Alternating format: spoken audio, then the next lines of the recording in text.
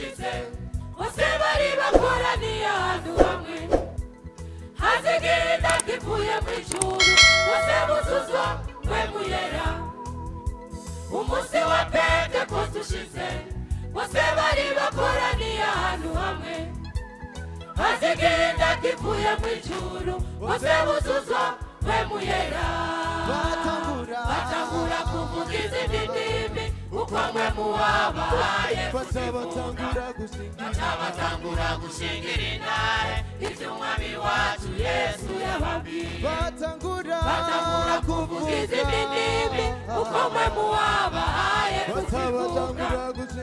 batangura gushingira intahe iby'umwami wacu Yesu yababwiye.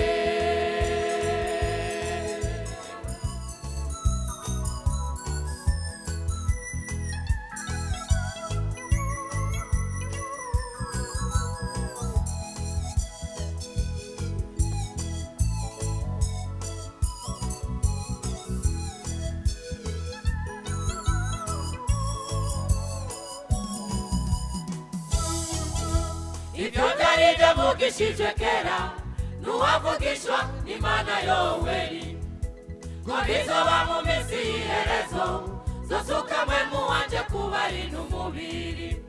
Ibyo byari byavugishijwe kera n'uwavugishwa n'Imana Yoweri ngo bizoba mu minsi y'iherezo zosuka mpwemu wanje kubarinda umubiri. Batangura kuvuga izindi ndimi uko mpwemu wabahaye batangura gushingira intahe iby'umwami wacu Yesu yababwiye. Batangura kuvuga izindi ndimi uko mpwemu wabahaye batangura gushingira intahe iby'umwami wacu Yesu yababwiye.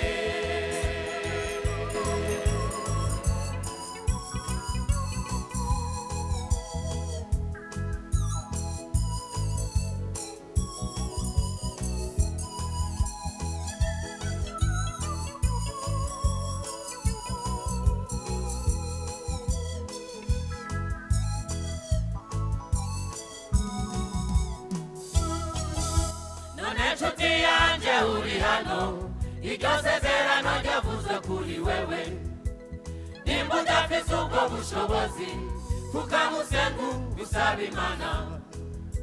None nshuti yanjye uri hano iryo sezerano ryavuzwe kuri wewe nimba udafise ubwo bushobozi fukamusengu usaba Imana.